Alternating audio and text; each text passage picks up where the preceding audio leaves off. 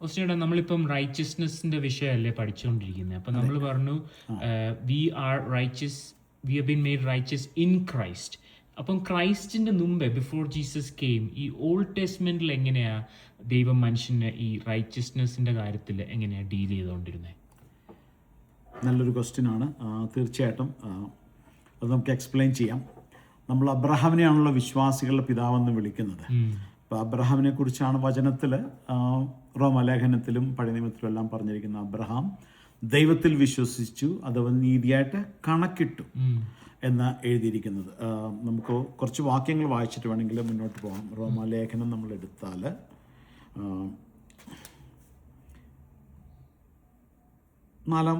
നാലാം അധ്യായത്തിൽ കുറച്ച് വാക്യങ്ങൾ ഞാൻ വായിക്കാം. റോമൻസ് ചാപ്റ്റർ 4 വേഴ്സ് 1 മുതൽ. എന്നാൽ നമ്മുടെ പൂർവ്വപിതാവായ അബ്രഹാം ജഡപ്രകാരം എന്തു പ്രാപിച്ചു എന്ന് പറയുന്നു. അബ്രഹാം പ്രവൃത്തിയാൽ നീതീകരിക്കപ്പെട്ടു എങ്കിൽ അവന് പ്രശംസിക്കുവാൻ സംഗതിയുണ്ട്, ദൈവസന്നിധിയിൽ ഇല്ലതാനും. തിരുവെഴുത്ത് എന്തു പറയുന്നു? അബ്രഹാം ദൈവത്തെ വിശ്വസിച്ചു, അതവന് നീതിയായി കണക്കിട്ടു എന്ന് തന്നെ. എന്നാൽ പ്രവർത്തിക്കുന്നവന് കൂലി കണക്കിടുന്നത് കൃപയായിട്ടല്ല, കടമായിട്ടത്രേ. പ്രവർത്തിക്കാത്തവനെങ്കിലും അഭക്തനെ നീതീകരിക്കുന്നവനിൽ വിശ്വസിക്കുന്നവനോ അവൻ്റെ വിശ്വാസം നീതിയായി കണക്കിടുന്നു. ദൈവം പ്രവൃത്തി കൂടാതെ നീതി കണക്കിടുന്ന മനുഷ്യൻ്റെ ഭാഗ്യം ദാവീദും വർണ്ണിക്കുന്നത്, അധർമ്മം മോചിച്ചും പാപം മറച്ചും കിട്ടിയവൻ ഭാഗ്യവാന്മാർ, കർത്താവ് പാപം കണക്കിടാത്ത മനുഷ്യർ ഭാഗ്യവാൻ. അപ്പോൾ അവിടെ എഴുതിയിരിക്കുന്നു, അബ്രഹാം ദൈവത്തിൽ വിശ്വസിച്ച് അതവന് നീതിയായി കണക്കിട്ടു. എന്നാൽ പ്രവർത്തിക്കുന്നവന് കൂലി കണക്കിടുന്നത് കൃപയായിട്ടല്ല, കടമായിട്ടത്രേ. It was credited, righteousness was credited in to Abraham. അങ്ങനെ എഴുതിയിരിക്കുന്നത് നീതിയായിട്ട് കണക്കിട്ടു. അപ്പോൾ ഈ നീതി ഇല്ലെങ്കിൽ റൈച്ചസ്നെസ് എന്ന് പറഞ്ഞു കഴിഞ്ഞാൽ അതിൻ്റെ ഫുൾഫിൽമെൻറ്റ് വരുന്നത്, ഇല്ലെങ്കിൽ റൈച്ചസ്നെസ് നമുക്ക് ലഭിക്കുന്നത് കർത്താവ് യേശുക്രിസ്തുവിൻ്റെ മരണ അടക്ക പുനരുത്ഥാനത്തോടു കൂടിയാണ്. റോമലേഖനം ഈ 4-ാം അധ്യായത്തിൻ്റെ അവസാന വാക്യങ്ങൾ അത് പറയുന്നുണ്ട്. അബ്രഹാമിനെ കുറിച്ച് പറഞ്ഞു വന്നിട്ട് 21-ാം വാക്യം മുതൽ നമ്മൾ വായിക്കുകയാണെങ്കിൽ, അവൻ വാഗ്ദത്തം ചെയ്തത് പ്രവർത്തിക്കാനും ശക്തനെന്ന് പൂർണ്ണമായി ഉറച്ചു, അതുകൊണ്ട് അത് അവന് നീതിയായിട്ട് കണക്കിട്ടു. അബ്രഹാമിനെ കുറിച്ച് എഴുതിയിരിക്കുന്നത് അവന് കണക്കിട്ടു എന്ന് എഴുതിയിരിക്കുന്നത് അവനും വിചാരിച്ച് മാത്രമല്ല, നമ്മെ വിചാരിച്ചും കൂടിയാവുന്നു. ഈ പുതിയ നിയമ വിശ്വാസികളെയും കുറിച്ച് എഴുതിയിരിക്കുന്നത് ആകുന്നു. നമ്മുടെ അതിക്രമങ്ങൾ നിമിത്തം മരണത്തിന് ഏൽപ്പിച്ചും നമ്മുടെ നീതീകരണത്തിനായി ഉയർപ്പിച്ചുമിരിക്കുന്ന നമ്മുടെ കർത്താവായ യേശുവിനെ മരിച്ചവരിൽ നിന്ന് ഉയർപ്പിച്ചതിൽ വിശ്വസിക്കുന്ന നമുക്കും കണക്കിടുവാനുള്ളതാകെ തന്നെ. അപ്പോൾ അബ്രഹാമിന്റെ കാലത്ത് കർത്താവ് യേശുക്രിസ്തു ജനിച്ചിട്ടില്ല അല്ലേ? പക്ഷേ he believed in God. Abraham ദൈവത്തിൽ വിശ്വസിച്ചു, അവരത് നീതിയായിട്ട് കണക്കിട്ടു. അപ്പോൾ അതിൻ്റെ ഫുൾഫിൽമെൻ്റ് അവർക്ക് കിട്ടുന്നത് കർത്താവ് യേശുക്രിസ്തു മരിച്ച് അടക്കപ്പെട്ട് ഉയർത്തെഴുന്നതിന് ശേഷമാണ്. അതുകൊണ്ട് ആ പുതിയ നിയമത്തിൽ നമുക്ക് കൊരിന്ത്യലേഖനത്തിലെ വാക്യം നമ്മൾ വായിക്കുമ്പോഴേക്കും 1 Corinthians 30 ഒരു വാക്യം ഇങ്ങനെയുണ്ട്, അവൻ നമുക്ക് ക്രിസ്തുവിൽ. ഞാൻ ആ വാക്യം വേണമെങ്കിൽ ഒന്ന് വായിക്കാം. 1 Corinthians 1:30. If you get it, you can read it. 1 Corinthians 1-ാം അധ്യായത്തിൻ്റെ 30-ാം വാക്യം നമ്മൾ വായിച്ചാൽ,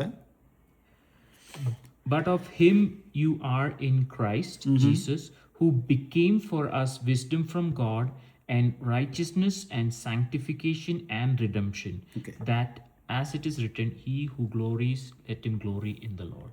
നിങ്ങളോ അവനാൽ ക്രിസ്തുവേശുവിൽ ഇരിക്കുന്നു, അവൻ നമുക്ക് ദൈവത്തിൽ നിന്ന് ജ്ഞാനവും നീതിയും ശുദ്ധീകരണവും വീണ്ടെടുപ്പുമായി തീർന്നു. He became righteousness for us. അവർ പുറകിൽ നിന്ന് നോക്കി, പഴയ നിയമ വിശുദ്ധന്മാരെല്ലാം വരാനിരുന്ന യേശുവിനെ നോക്കി അവർ വിശ്വസിച്ചു, ദൈവത്തിൽ വിശ്വസിച്ചു, അതവർക്ക് നീതിയായിട്ട് കണക്കിട്ടു, ക്രെഡിറ്റഡ് അല്ലേ? പക്ഷെ നമ്മൾ പുതിയ നിയമ വിശ്വാസികൾ ഒരാളെ കർത്താവ് യേശുക്രിസ്തുവിനെ വിശ്വസിക്കുമ്പോൾ വി ആർ മെയ്ഡ് റൈച്ചസ്. അങ്ങനെ എഴുതിയിരിക്കുന്നത്. പാപം അറിയാത്തവനെ, ഒരു വാക്യം കൂടി വായിക്കാം. Oh man, it is make me excited. 2 Corinthians 5-ാം അധ്യായത്തിൻ്റെ ലാസ്റ്റ് വാക്യം ഉണ്ടല്ലോ, 5:21. 2 Corinthians 5:21. For he made him who knew no sin to be sin for us, that we might become the righteousness of God in him. പാപം അറിയാത്തവനെ നാം അവനിൽ ദൈവത്തിൻ്റെ നീതി ആകേണ്ടതിന് നമുക്ക് വേണ്ടി പാപം ആക്കി. അപ്പോൾ നമുക്ക് അവനിൽ ദൈവത്തിൻ്റെ നീതി, നമുക്ക് നീതി ലഭിക്കേണ്ടതിന് ഹി ബിക്കെയിം സിൻ. പാപം അറിയാത്തവനെ നാം അവനിൽ ദൈവത്തിൻ്റെ നീതി ആകേണ്ടതിന് അവൻ നമുക്ക് വേണ്ടി പാപമാക്കി. അതിനു മുമ്പ് ഒരു വാക്യം പറയുന്നുണ്ട്, ഒരുവൻ ക്രിസ്തുവിലാൽ അവൻ പുതിയ സൃഷ്ടിയാകുന്നു, പഴയത് കഴിഞ്ഞുപോയി. സോ ഇപ്പോൾ പഴയ വിശുദ്ധന്മാരെല്ലാം വരാനുന്ന ക്രിസ്തുവിനെ നോക്കി അവർ വിശ്വസിച്ചു, പിതാവ് ദൈവത്തെ വിശ്വസിച്ചു, അതവർക്ക് നീതിയായിട്ട് കണക്കിട്ടു. Credited as righteousness to them to their account.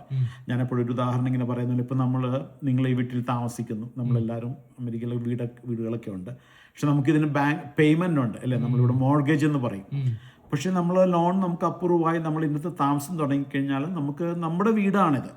വീട് പോലെ നമുക്ക് ആക്സസ് ഉണ്ട്, വരാം പോകാം, നമുക്ക് വീട്ടിൽ എന്തും ചെയ്യാം, എന്തും കുക്ക് ചെയ്യാം, എന്തും കഴിക്കാം. ബാങ്കുകാരൊന്നും ചോദിക്കത്തില്ല, അത് ചെയ്യാൻ പാടില്ല, ഇത് ചെയ്യാൻ പാടില്ല ഒന്നും പറയത്തില്ല. ഡീഡ് റെസ്ട്രിക്ഷനൊക്കെ പുറത്ത് കാണും, അതിനെക്കുറിച്ചെല്ലാം പറയാം. നമുക്ക് ഇതിൽ ഫുൾ ആക്സസ് ഉണ്ട് അല്ലേ. എന്നാൽ അത് പേയ്മെന്റ് കഴിഞ്ഞു കഴിയുമ്പോഴാണ് ഇത് നമ്മുടെ സ്വന്തമായിട്ട് മാറുന്നത് അല്ലേ. പക്ഷെ നമ്മൾ ഈ പേപ്പർ സൈൻ ചെയ്ത് നമ്മളിവിടെ താമസിക്കാൻ തുടങ്ങിയ മുതൽ ഈ ഭവനത്തിൽ നമുക്ക് കംപ്ലീറ്റ് ആക്സസ് ഉള്ളത് പോലെ തന്നെയാണ് പഴയ നിയമ വിശുദ്ധന്മാർ അവരുടെ ക്രിസ്തുവിൻ്റെ ആത്മാവ് അവർക്ക് വരേണ്ട കഷ്ടങ്ങളെയും പിൻകൂട്ടി വരുന്ന മഹിമകളെയും അത് അവർ ആലോചിച്ച് നോക്കിയപ്പോൾ അവർ തങ്ങൾക്കായിട്ടല്ല നിങ്ങൾക്കായിട്ട് അത്ര ശുശ്രൂഷ ചെയ്യുന്നത് അവർക്ക് വെളിപ്പെട്ടു എന്ന് പത്രോസ് അപ്പോസ്തലന്റെ ലേഖനത്തിൽ എഴുതിയിട്ടുണ്ട്. അതായത് അവർ നോക്കിയപ്പോൾ അവർ കണ്ടു ഇത് ക്രിസ്തു വരും. അപ്പോൾ അവരത് കണ്ട് പുറമേ നിന്ന് കണ്ട് വിശ്വസിച്ചു. നമ്മളെ സംബന്ധിച്ചുള്ള നമ്മളത് അവർ മുന്നോട്ട് നോക്കി അത് വിശ്വസിച്ചപ്പോഴേക്കും നമ്മൾ പുറകോട്ട് നോക്കി. ഇല്ലെങ്കിൽ 2000 വർഷങ്ങൾക്കും എൻ്റെ പാപത്തിന് വേണ്ടി കർത്താവ് യേശു ക്രിസ്തു മരിച്ചു, എൻ്റെ അതിക്രമത്തിന് വേണ്ടി മരിച്ചു, എൻ്റെ രോഗത്തിന് വേണ്ടി മരിച്ചു, അടക്കപ്പെട്ടു, ഉയർത്തെഴുന്നേറ്റു എന്ന് നമ്മൾ വിശ്വസിക്കുമ്പോഴാണ് നമുക്കത് നീതിയായിട്ട് കണക്കിടുന്നത്. ഇല്ലെങ്കിൽ രക്ഷയുടെ അനുഭവത്തിലേക്ക് ഒരാൾ വരുന്നത്. അങ്ങനെയാണ് ഒരു ക്രിസ്തുവിലായാലും അവൻ പുതിയ സൃഷ്ടി. എന്നിട്ട് നമ്മുടെ നീതീകരണത്തിനായിട്ട് ഉയർപ്പിച്ചിരിക്കുന്നു. ആ വാക്യങ്ങൾ നമ്മൾ വായിച്ചല്ലോ, നമ്മുടെ നീതീകരണത്തിനായിട്ട് ഉയർപ്പിച്ചിരിക്കുന്നു. അപ്പോൾ പഴയ നിയമ വിശുദ്ധന്മാരെ ചോദ്യത്തിലേക്ക് വരികയാണെങ്കിൽ, പഴയ നിയമ വിശുദ്ധന്മാർ അവർ വിശ്വസിക്കുക മാത്രമല്ല വിശ്വാസത്തിൻ്റെ ഒരു പ്രവൃത്തി കൂടി അവരുടെ ജീവിതത്തിൽ ഉണ്ടായിരുന്നു. ഇവിടെയാണ് പുതിയ നിയമ വിശ്വാസികളെല്ലാം കൺഫ്യൂസ്ഡ് ആകുന്നത്. വിശ്വസിച്ചാൽ മാത്രം മതി. അവിടെയാണ് യാക്കോബിൻ്റെ ലേഖനം മാർട്ടിൻ ലൂതറിന് പോലും അത് ബൈബിളിലുള്ളതല്ലെന്ന് പറയാൻ തക്കവണ്ണം. കാരണം അതെന്തിനാണ് എഴുതിയിരിക്കുന്നതെന്ന് മനസ്സിലായില്ല റിയലായിട്ട്. അപ്പോൾ ഇത് തമ്മിൽ ഇണങ്ങിയിരിക്കുന്ന ഇതെല്ലാം. അപ്പോൾ വിശ്വാസമുണ്ടെങ്കിൽ ഞാൻ വചനത്തിൽ നിന്ന് അത് കാണിക്കാം. പഴയ നിയമ വിശുദ്ധന്മാർ അവർ ഇപ്പം അബ്രഹാം ദൈവത്തിൽ വിശ്വസിച്ചത് നീതിയായി കണക്കിട്ടു എന്ന് നമ്മൾ നോക്കുമ്പോഴേക്കും നമുക്ക് വേണേൽ ചിന്തിക്കാം അബ്രഹാം ഒന്നും ചെയ്തില്ല. അപ്പോൾ നോ, അബ്രഹാം ദൈവം പറഞ്ഞത് അനുസരിച്ചു അല്ലേ. എബ്രാലേനം വിശ്വാസികളുടെ പട്ടിക നമ്മൾ വായിക്കും, വീരന്മാരുടെ ഒരു അധ്യായം നമ്മൾ എടുത്ത് വായിക്കുമ്പോഴേക്കും 11-ാം അധ്യായം എബ്രാലേഖനം 11-ാം അധ്യായത്തിലേക്ക് നമ്മൾ വരുമ്പോഴേക്കും എല്ലാം വിശ്വാസവീരന്മാരുടെ കാര്യം എഴുതിയിരിക്കുന്നത്. അവൻ്റെ 6-ാം വാക്യങ്ങൾ നമ്മൾ വായിച്ചാൽ, എന്നാൽ വിശ്വാസം കൂടാതെ ദൈവത്തെ പ്രസാദിപ്പിക്കുവാൻ കഴിയുന്നതല്ല. ദൈവത്തിൻ്റെ അടുക്കൽ വരുന്നവൻ ദൈവം ഉണ്ടെന്നും തന്നെ അന്വേഷിക്കുന്നവർക്ക് പ്രതിഫലം കൊടുക്കുന്നെന്നും വിശ്വസിക്കേണ്ടതല്ലോ. വിശ്വാസത്താൽ നോഹ, പഴയ കാര്യം ഓരോരുത്തരെ വെച്ചിങ്ങനെ എഴുതുക. വിശ്വാസത്താൽ നോഹ അതുവരെ കാണാത്തവയെക്കുറിച്ച് അരുളപ്പാടുണ്ടായിട്ട് ഭയഭക്തി പൂണ്ട് തൻ്റെ കുടുംബത്തിൻ്റെ രക്ഷയ്ക്കായിട്ടൊരു പെട്ടകം തീർത്തു. അതിനാൽ അവൻ ലോകത്തെ കുറ്റം വിധിച്ചു, വിശ്വാസത്താലുള്ള നീതിക്ക് അവകാശിയായി തീർന്നു. ഇല്ലേ? അപ്പോൾ അവിടെ നമ്മൾ ശ്രദ്ധിച്ച് വായിച്ചാൽ നോഹ അതുവരെ കാണാത്തവയെക്കുറിച്ച് അരുളപ്പാടുണ്ടായി. അപ്പോൾ അതുവരെ മഴയെന്ന് പറഞ്ഞ സംഭവം ലോകത്തില്ല. ആ സമയത്താണ് ദൈവം എന്ന് പറയുന്നത്, നീ ഇവിടെ മഴ പെയ്യും, വെള്ളപ്പൊക്കം ഉണ്ടാവും, ജലപ്രളയമെന്ന് ഞാൻ ഈ ജനതയെ നശിപ്പിക്കാൻ പോകുന്നു, നീ ഒരു പെട്ടകം ഉണ്ടാക്കണം. അപ്പോൾ അതുവരെ കാണാത്തവയെക്കുറിച്ച് അരുളപ്പാടുണ്ടായിട്ട് ഭയഭക്തി കൊണ്ട് തൻ്റെ കുടുംബത്തിൻ്റെ രക്ഷയ്ക്കായിട്ട് ഒരു പെട്ടകം തീർത്തു. അറ്റ് ദ സെയിം ടൈം അതിനാൽ അവൻ ലോകത്തെ ന്യായം വിധിക്കുകയും ചെയ്തു. ഞാനതൊന്നും കൂടി എക്സ്പ്ലെയിൻ ചെയ്യാം. എന്നിട്ട് അതിൻ്റെ അവസാനം എഴുതിയിരിക്കുന്നു, അതിനാൽ അവൻ ലോകത്തെ കുറ്റം വിധിച്ചു, വിശ്വാസത്തുള്ള നീതിക്ക് അവകാശിയായിട്ട് തീർന്നു. അപ്പോൾ വെറുതെ വിശ്വസിക്കുക മാത്രമല്ല, ആ വിശ്വാസത്തിൻ്റെ പ്രവൃത്തി ദൈവം പറഞ്ഞത് ചെയ്യുകയും ചെയ്തു. പെട്ടകം പണിതു. That's not easy thing. ആ സമയം നമ്മളൊന്ന് ചിന്തിക്കണം. നോഹയുടെ ഷൂസിൽ നമ്മളൊന്ന് ഇറങ്ങി നിൽക്കണം. ആ ലോകം മുഴുവൻ അന്ന് നീതിപ്രസംഗിയായ നോഹ എന്നാണ് പറഞ്ഞിരിക്കുന്നത് നോഹയെക്കുറിച്ച്.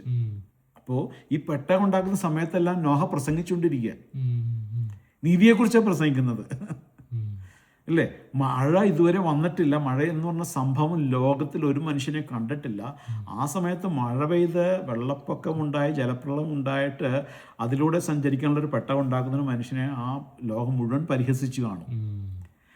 അപ്പോൾ പരിഹസിച്ചതിന് അത് വകവയ്ക്കാതെ ദൈവം പറഞ്ഞ വാക്ക് വിശ്വസിച്ച് ഹി ഡിഡ് സം വർക്ക്. ആ പെട്ടകം തീർത്തു.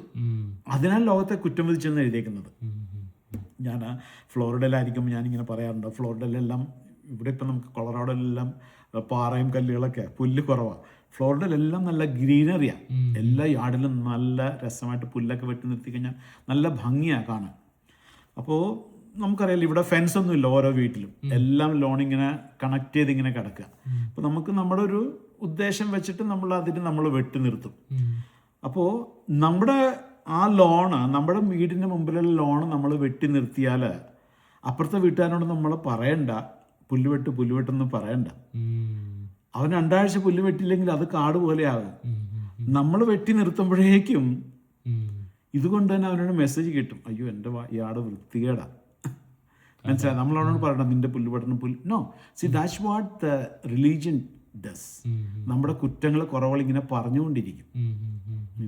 അതിനേക്കാൾ ഉപരിയായിട്ട് you just do the thing you suppose to do. നമ്മൾ ചെയ്യേണ്ട കാര്യങ്ങൾ ചെയ്ത് കഴിയുമ്പോഴേക്കും അതിനാൽ indirectly we passing a message to others, to the world. അതവിടെ എഴുതിയേക്കുന്നത്. അവൻ ലോകത്തെ കുറ്റം വിധിച്ചു എന്ന് എഴുതിയേക്കുന്നത് അല്ലേ? എന്നിട്ട് അത് നമ്മുടെ വിഷയം അതല്ല, നമ്മുടെ വിഷയം നീതിയാണ്. കുറ്റം വിധിച്ചു, വിശ്വാസമുള്ള നീതിക്ക് അവകാശിയായിട്ട് തീർന്നു. സെയിം തന്നെ നമ്മൾ അബ്രഹാമാണ് നമ്മൾ ചിന്തിക്കുന്ന. അതിൻ്റെ അടുത്ത വാക്യങ്ങൾ 8-ാം വാക്യത്തിൽ ഹീബ്രൂസ് 11:8 നമ്മൾ വായിക്കുമ്പോഴേക്കും വിശ്വാസത്താൽ അബ്രഹാം തനിക്ക് അവകാശമായി കിട്ടുവാനിരുന്ന ദേശത്തേക്ക് യാത്രയാവാൻ വിളിക്കപ്പെട്ടപ്പോൾ അനുസരിച്ച് എവിടേക്ക് പോകുന്നു എന്നറിയാതെ പുറപ്പെട്ടു. ഇപ്പൊ ദൈവത്തെ വിശ്വസിച്ച് അവിടെ ഇരിക്കുകയല്ല, പോകാൻ പറഞ്ഞപ്പോഴേക്കും ആ ഒരു പ്രവൃത്തി അബ്രഹാമിൽ നിന്നുണ്ടായി. വിശ്വാസത്തിന് അടുത്ത ഒരു പ്രവൃത്തി. മുന്നോട്ടെല്ലാം വായിക്കുമ്പോൾ നമുക്കത് കാണാം. ഒത്തിരി കാര്യങ്ങൾ അബ്രഹാം ചെയ്തിരിക്കുന്നത്. വിശ്വാസത്താൽ അവൻ വാഗ്ദത്ത ദേശത്ത്, ഒരു അന്യദേശത്ത് എന്ന പോലെ ചെന്ന് വാഗ്ദത്തത്തിന് കൂട്ടവകാശികളായ ഇസഹാക്കിനോടും യാക്കോബിനോടും കൂടെ കൂടാരങ്ങളിൽ പാർത്തുകൊണ്ട് ദൈവം ശില്പിയായി നിർമ്മിച്ചതും അടിസ്ഥാനങ്ങളുള്ള നഗരത്തിനായിട്ട് കാത്തിരുന്നു. ഞാൻ ഉൽപ്പത്തി പുസ്തകം പഠിപ്പിച്ചപ്പോൾ ഈ കാര്യങ്ങൾ പറഞ്ഞതായിട്ട് എനിക്ക് ഓർമ്മയുണ്ട്. അതായത് ദൈവം അബ്രഹാമിനോട് പറയുന്ന ഒരു കാര്യമുണ്ട്, നീ ഇരിക്കുന്ന സ്ഥലത്ത് നിന്ന് തെക്കോട്ടും കിഴക്കോട്ടും പടിഞ്ഞാട്ടും നോക്കുന്ന നീ കാണുന്ന സ്ഥലം ഞാൻ നിനക്ക് അവകാശം തരും. അതിനുശേഷമാണ് അടുത്ത അധ്യായത്തിൽ യുദ്ധം കഴിഞ്ഞ് വരുമ്പോഴേക്കും അബ്രഹാമിനെ ആകാശത്തിലെ നോക്കുക, അവിടുത്തെ നക്ഷത്രങ്ങൾ അതിൻ്റെ സന്തതിയാകും. അപ്പോൾ മെറ്റീരിയൽ ബ്ലെസ്സിങ്ങിൻ്റെ കാര്യം പറയുന്നുണ്ട്, സ്പിരിച്വൽ ബ്ലെസ്സിങ്ങിൻ്റെ കാര്യം പറയുന്നുണ്ട്. ഞാനത് ഇപ്പോൾ എക്സ്പ്ലെയിൻ ചെയ്യുന്നില്ല, ഞാൻ നേരത്തെ ക്ലാസ് എടുത്തിട്ടുള്ളതാണല്ലോ. എന്നാൽ ഇവിടെ പറയുമ്പോഴേക്കും ദൈവം ശില്പിയായി നിർമ്മിച്ചതും അടിസ്ഥാനങ്ങളുള്ളതുമായ നഗരത്തിനായിട്ട് കാത്തിരുന്നു എന്ന് ഇവിടെ എഴുതി വെച്ചിരിക്കുമ്പോഴേക്കും ദൈവം അബ്രഹാമിനോട് തെക്കോട്ടും പടിഞ്ഞാറോട്ടും കിഴക്കോട്ടും വടക്കോട്ടും നോക്കുക, നീ കാണുന്ന ദേശം ഞാൻ നിനക്ക് അവകാശമായിട്ട് തരും എന്ന് പറഞ്ഞപ്പോഴേക്കും അബ്രഹാം നോക്കിക്കാണും. പക്ഷെ നോക്കിയപ്പോൾ ഈ കാണുന്ന നഗരത്തിനൊന്നും അടിസ്ഥാനമില്ല, ഇതൊന്നും നിലനിൽക്കുന്നതല്ല എന്ന് അബ്രഹാമിന് മനസ്സിലായി. സോ അതുകൊണ്ട് അബ്രഹാം കൂടാരങ്ങളിൽ പാർത്തുകൊണ്ട് ദൈവം ശില്പിയായി നിർമ്മിച്ചതും അടിസ്ഥാനങ്ങളുള്ള നഗരത്തിനായിട്ട് കാത്തിരുന്നു എന്ന് കരുതി നമ്മൾ കൂടാരങ്ങളിൽ പാർക്കണമെന്നുള്ള എൻ്റെ അർത്ഥം. I think you getting the spiritual meaning of it, right? അല്ലേ? അപ്പം ഇവിടെ കാണുന്ന എല്ലാ ബോഡികളിലും എന്ത് കാര്യങ്ങളാണെങ്കിലും ഇതിനൊന്നിനും അടിസ്ഥാനമില്ല. സത്യം പറഞ്ഞാൽ ഇന്ന് കാണുന്ന ഈ ഭൂമി, ആകാശം, ഭൂമി എല്ലാം മാറിപ്പോകും അല്ലേ? ഇത് നിലനിൽക്കുന്നതല്ല. ഇത് അബ്രഹാം നിലനിൽക്കുന്നതാ കണ്ടത്, അതാ അവിടെ പറയുന്നത്. അടിസ്ഥാനമുള്ള നഗരത്തിനായിട്ട് കാത്തിരുന്നു. അപ്പോൾ അതുമെല്ലാം ഒരു പ്രവൃത്തിയാണോ? പ്രവൃത്തിയായി ഇറങ്ങി പുറപ്പെട്ടു. പിന്നെ മുന്നോട്ട് നോക്കുമ്പോഴേക്കും വിശ്വാസത്താൽ സാറയും വാഗ്ദത്തം ചെയ്തവനെ വിശ്വസ്തൻ എണ്ണുകയാൽ പ്രായം കഴിഞ്ഞിട്ടും പുത്രോത്പാദനത്തിന് ശക്തി പ്രാപിച്ചു. അതുകൊണ്ട് ഒരുവന് പ്രായനായവന് തന്നെ ചെരുപ്പത്തിലെ ആകാശത്തിലെ നക്ഷത്രങ്ങൾ പോലെയും കടൽപ്പുറത്തെ എണ്ണിക്കൊടുത്ത മണൽ പോലെയും സന്തതി ജനിച്ചു.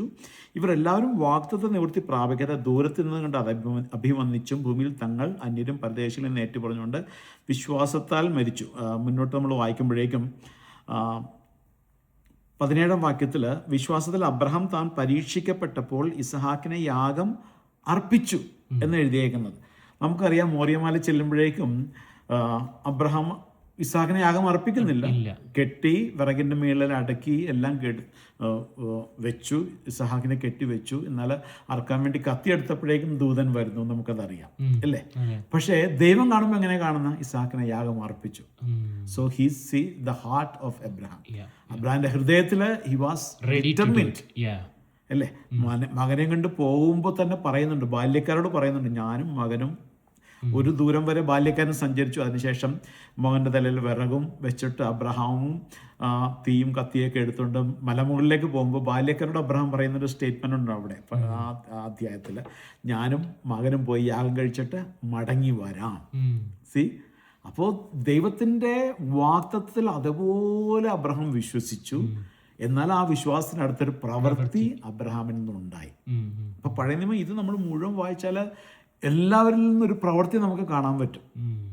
അപ്പം അബ്രഹാം ദൈവത്തിൽ വിശ്വസിച്ചു, അത് നീതിയാവനെ കണക്കിട്ടു എന്ന് പറയുമ്പോഴേക്കും വിശ്വാസം മാത്രമല്ല, അതിനേക്കാൾ ആ വിശ്വാസത്തിനനുസരിച്ച പ്രവൃത്തി ദൈവം അവരോട് എന്ത് കൽപ്പിച്ചോ അതിന് ചെയ്യാൻ തക്കവണ്ണം ആ വിശ്വാസം അവരെ ബലപ്പെടുത്തി.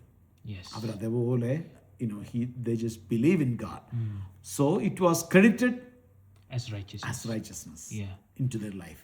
പക്ഷെ അതിൻ്റെ പൂർണ്ണത അവർക്ക് ലഭിക്കുന്നത് കർത്താവ് യേശുക്രിസ്തു മരിച്ചടക്കപ്പെട്ട് ഉയർത്തെഴുന്നേറ്റ് കഴിഞ്ഞപ്പോഴാണ്. പക്ഷെ ഇവിടെയാണ് നമ്മൾ അവരും നമ്മളും തമ്മിലുള്ള വ്യത്യാസം അറിയുന്നത്. അവരത് ആ പ്രവൃത്തി അതുപോലെ ഹാർഡ് വർക്ക് ചെയ്തു. എന്നാൽ നമുക്ക് വർക്കില്ലെന്നുള്ളതല്ല, നമ്മൾ കർത്താവിൽ വിശ്വസിക്കുമ്പോഴേക്കും വി മെയ്ഡ്, ഒരുവൻ ക്രിസ്തുവിൽ പുതിയ സൃഷ്ടി, വി മെയ്ഡ് റൈച്ചസ്. അപ്പോൾ സാൽവേഷൻ എന്ന് പറയുന്നതും രക്ഷ എന്ന് പറയുന്നതും ഈ റൈച്ചസ്നെസ് എന്ന് പറയുന്നത് ദൈവത്തിൻ്റെ ദാനമായിട്ട്, it's a gift of God. മനസ്സിലായല്ലേ? അപ്പോൾ അതൊരാൾക്ക് നമുക്ക് റിസീവ് ചെയ്യാം, ഇല്ലെങ്കിൽ റിജക്റ്റ് ചെയ്യാം. ഗിഫ്റ്റ് എന്ന് പറയുമ്പോഴല്ലേ, ഞാനിപ്പോൾ ഒരാൾ ഗിഫ്റ്റ് ഞാനിപ്പോൾ സഹോദരന് തരിക, സഹോദരന് വേണ്ട വേണ്ട വേണ്ട എന്ന് പറഞ്ഞതുപോലെ it is A gift of God. അപ്പോൾ അത് അക്സെപ്റ്റും ചെയ്യാം, അത് റിസീവും ചെയ്യാം. എന്നാൽ അതിനുശേഷം അതിൻ്റെതായിരിക്കുന്ന പ്രവൃത്തികളും ഉണ്ട്. അപ്പോൾ അവരെല്ലാം പഴയ നിയമ വിശുദ്ധന്മാർ ചോദിച്ച ചോദ്യത്തിലേക്ക് വരികയാണെങ്കിൽ, പഴയ നിയമ വിശുദ്ധന്മാരെല്ലാം ദൈവം പറഞ്ഞത് വിശ്വസിച്ചിട്ടാണ്. പക്ഷേ ഇറ്റ് വാസ് നോട്ട് ഈസി. അബ്രഹാമിൻ്റെ ജീവിതത്തിന് 25 വർഷത്തിന് ശേഷമാണ് ഇസഹാക്കിനെ യാഗമർപ്പിക്കുവാൻ തക്കവണ്ണ ഒരു വിശ്വാസത്തിലേക്ക് അബ്രഹാം വളരുന്നത്. അപ്പം അത് കാണിക്കുന്നത്, നമ്മൾ ഇന്ന് കർത്താവ് യേശു ക്രിസ്തുവിനെ വിശ്വസിച്ച് കഴിഞ്ഞാൽ എവറിത്തിങ് കോൺ ബി പെർഫെക്റ്റ്, ഇല്ലെങ്കിൽ നാളെ നമ്മൾ ദൈവം പറയുന്ന അനുസരിക്കുന്നുള്ളതല്ല. There is a process. ഇല്ലെങ്കിൽ നമ്മുടെ ക്രിസ്തീയത്തിനൊരു വളർച്ചയുണ്ട്. ആ വചനം വെച്ച് വചനത്തിൽ നമ്മൾ വളർന്നു കഴിയുമ്പോഴാണ് ദൈവത്തെ അതുപോലെ നമ്മൾ വിശ്വസിച്ച ഓരോ കാര്യങ്ങൾ വിശ്വാസത്താൽ നമുക്ക് ചെയ്യാൻ സാധിക്കുന്നത്. ദൈവം പറയുന്നത് കേട്ടോ, നമ്മൾ ചെയ്യുന്നതല്ല, ദൈവം പറയുന്നത്. അപ്പോൾ ഓരോരുത്തരോട് ഓരോ കാര്യങ്ങൾ പറഞ്ഞിട്ടുണ്ട്. ഇപ്പോൾ ഈ വിശ്വാസവീരന്മാരുടെ പട്ടിക നമ്മൾ നോക്കുമ്പോഴേക്കും ഡിഫറെൻറ്റ് തിങ്സ് അവർ ചെയ്തേക്കണം. ആനൊക്കെ ദൈവത്തോടു കൂടെ നടന്നു, അത് വിശ്വാസത്താലാണ്. ഹാബേൽ ഒരു യാഗമർപ്പിച്ചു, വിശ്വാസത്താൽ ഹാബേലെ യാഗമർപ്പിച്ചു എന്നാണ് എഴുതിയിരിക്കുന്നത്. അപ്പോൾ വിശ്വാസത്തിന് അതിൻ്റെതായിരിക്കുന്ന ഒരു ഫെയ്ത്തിൻ്റെ ഒരു വർക്ക്സ്, വിശ്വാസത്തിന് ഒരു വർക്ക്സ് ഉണ്ട് അതിനെ ഫോളോ ചെയ്യുന്നത്. ഓക്കെ, അപ്പം ഇതാണ് പലപ്പോഴും പുതിയ നിയമത്തിൽ ആൾക്കാർ കൺഫ്യൂസ്ഡ് ആകുന്നത്. നമുക്ക് രക്ഷയ്ക്കൊരു വർക്ക് ആവശ്യമില്ല. നമ്മുടെ നീതിപ്രവർത്തികളെല്ലാം ദൈവത്തിൻ്റെ സന്നിധിയിൽ കറപുരണ്ട തുണി പോലെയാണ്. നമ്മൾ എത്ര ചാരിറ്റി ചെയ്തെന്ന് പറഞ്ഞാലും, എത്ര പേരെ സഹായിച്ചെന്ന് പറഞ്ഞാലും, നമുക്ക് നമ്മുടെ നീതിപ്രവൃത്തികൾ നമുക്ക് രക്ഷയ്ക്ക് അടിസ്ഥാനമാകുന്നില്ല ഒരിക്കലും. എന്നാൽ നമ്മൾ രക്ഷിക്കപ്പെട്ടതിന് ശേഷം നമുക്ക് സൽപ്രവൃത്തികൾ ദൈവം മുന്നൊരുക്കിയിട്ടുണ്ട്. അതറിഞ്ഞ് നമ്മൾ ചെയ്യുമ്പോഴേക്കും അതിൻ്റെ ആ ഒരു പൂർത്തീകരണത്തിലേക്ക് നമ്മൾ വരും. നമുക്ക് ഓരോ പഴയ നിയമ വിശുദ്ധന്മാരെ എടുത്താൽ നമുക്കതെല്ലാം കാണാം. ഇവരൊക്കെ സാധാരണ മനുഷ്യരാണ്. അവരുടെ ജീവിതത്തിൽ വീഴ്ചകളും താഴ്ചകളും കുഴപ്പങ്ങളും കുറ്റങ്ങളും കുറവുകളും എല്ലാം വന്നിട്ടുണ്ട്. ഇത് വചനത്തിൽ എഴുതി വെച്ചിരിക്കുന്നത് നമ്മുടെ ബുദ്ധി ഉപദേശത്തിന് വേണ്ടിയാണ്. അപ്പോൾ അല്പം അത് മനസ്സിലായെന്ന് തോന്നുന്നു. നമുക്ക് അടുത്ത ക്ലാസ്സിൽ നമുക്ക് നീതീകരണത്തിൻ്റെ വിഷയം കൂടുതലാണ് വചനത്തിൽ നിന്ന് തന്നെ ചിന്തിക്കാം. ഓക്കെ, ദൈവം സഹായിക്കട്ടെ. God bless. Thank you.